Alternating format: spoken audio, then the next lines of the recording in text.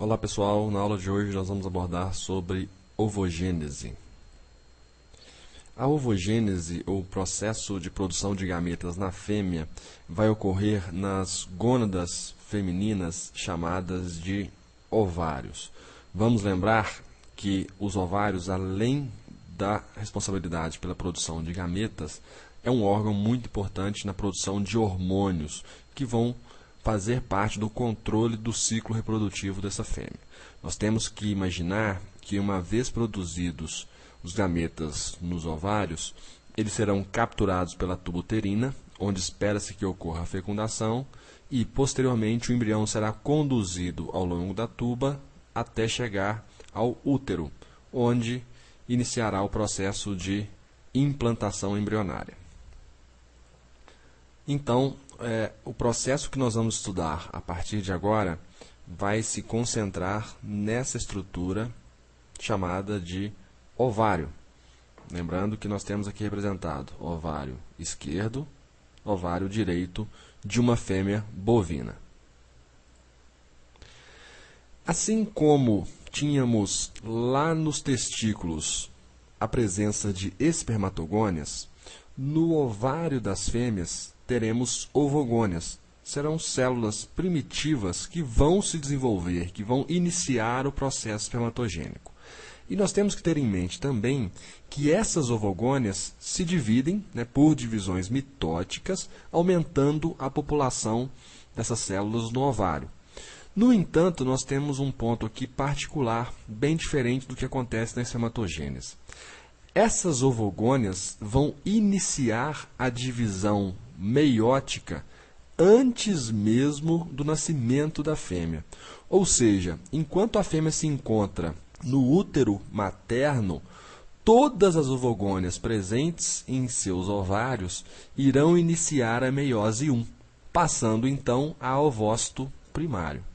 E antes do parto vai acontecer um outro fenômeno interessante. Este ovócito primário ele vai paralisar a meiose 1. Essas células vão paralisar o processo de meiose na fase de prófase, ou seja, na prófase 1. As fêmeas irão nascer com os ovários repletos de ovócitos primários paralisados na prófase 1. Lembrem-se então, não haverá mais ovogônias, não haverá mais células com capacidade de divisão mitótica para aumentar a população ovariana, fazendo com que essa fêmea venha a nascer então com um número pré-definido de possíveis futuros gametas. Esses ovócitos primários paralisados na prófase 1 permanecerão com essa paralisação na divisão meiótica até a puberdade, quando serão estimulados a reiniciar esse processo de divisão meiótica. A partir da puberdade e com a ação dos hormônios envolvidos na reprodução, a cada ciclo reprodutivo, um determinado número de ovócitos primários são estimulados a dar sequência à meiose 1.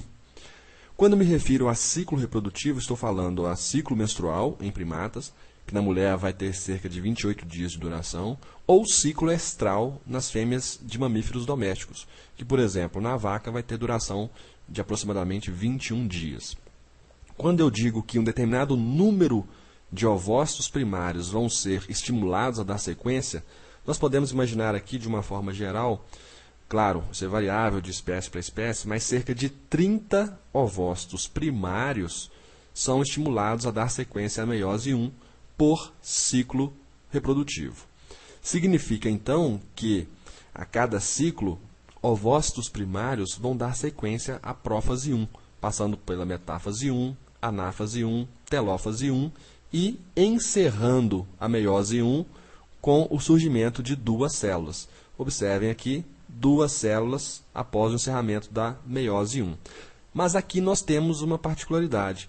Observem que esta célula tem muito citoplasma, ao passo que esta célula tem material genético, porém uma pequena quantidade de citoplasma.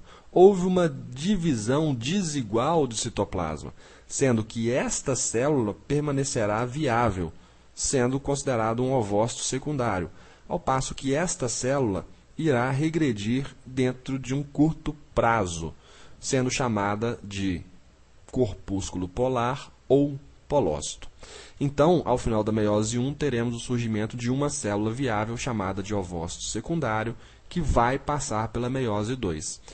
E durante esse ciclo reprodutivo, esse ovócito secundário, então, inicia a meiose 2 e, mais uma vez, paralisa a meiose 2 na fase de metáfase.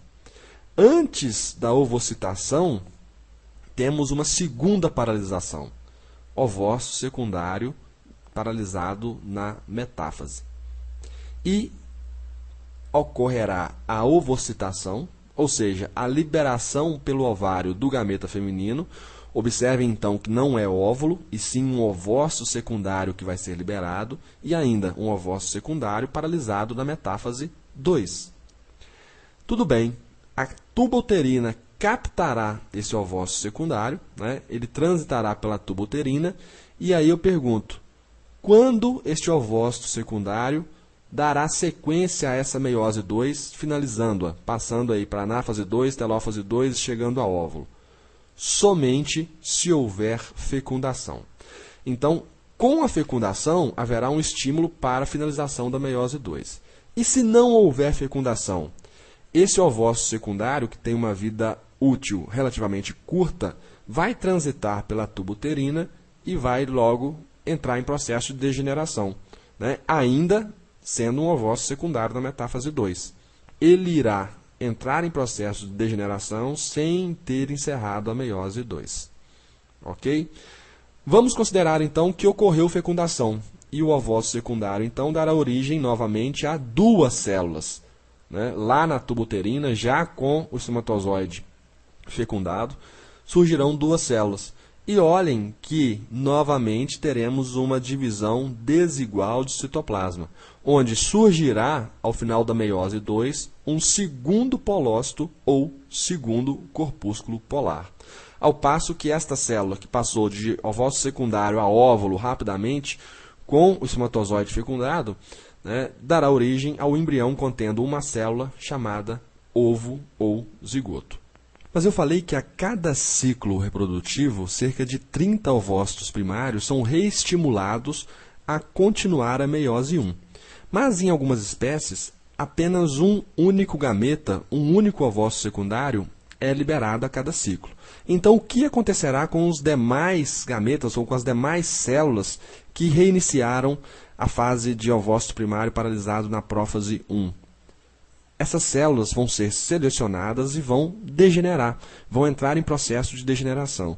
Na verdade, entre aspas, aí, dos 30 ovócitos primários que reiniciaram a meiose 1, apenas um deles chegará à fase de ovócito secundário na metáfase 2, passando pelo processo de ovocitação. Os demais entrarão em processo de degeneração no próprio ovário. Além disso, nós temos que salientar alguns pontos aqui. Observem que a ovogênese ela iniciou-se lá na vida intrauterina da fêmea. Inclusive, a meiose 1 se iniciou ainda na vida intrauterina da fêmea. E o processo só finalizou, só houve liberação do gameta feminino após a puberdade. Significa, então, que, se nós pegarmos como exemplo uma mulher de 40 anos de idade, o ovócito secundário liberado em um determinado ciclo, ele ficou paralisado na fase de prófase 1 por cerca de 40 anos no ovário dessa fêmea. Ele passou para o ovócito primário ainda na vida intrauterina. E só houve o estímulo para reiniciar ou para continuar essa meiose 1 por volta aí dos 40 anos, próximo do período da ovocitação desse gameta específico. Esse é um dos fatores que predispõem gametas em fêmeas de maior idade a serem susceptíveis a ações diversas do ambiente, como radiação, como temperatura elevada, como ação de substâncias tóxicas, que podem levar, por exemplo, a uma mutação genética. Então, nesse caso, fêmeas mais velhas podem apresentar uma maior predisposição a anomalias genéticas nos seus gametas. Tá ok? Pessoal, mais uma vez, temos que salientar aqui que a transição de ovócito primário para ovócito secundário, ou seja, o reinício da meiose 1, ocorreu pouco tempo antes da ovocitação, permitindo que a ovocitação liberasse um ovócito secundário. E ainda, o ovócito secundário liberado está paralisado na fase de metáfase, na metáfase 2. E só continua a maturação se houver fecundação. Isso tem que ficar claro para vocês. Para nós refletirmos um pouco sobre o processo, vamos a um exemplo numérico. Se nós pegarmos uma criança, ao nascer, essa bebezinha vai apresentar nos seus ovários de 700 mil a 2 milhões de ovócitos. Ovócitos o quê? Ovócitos primários paralisados na prófase 1. Certo? Mas observem que na puberdade haverá apenas cerca de 40 mil.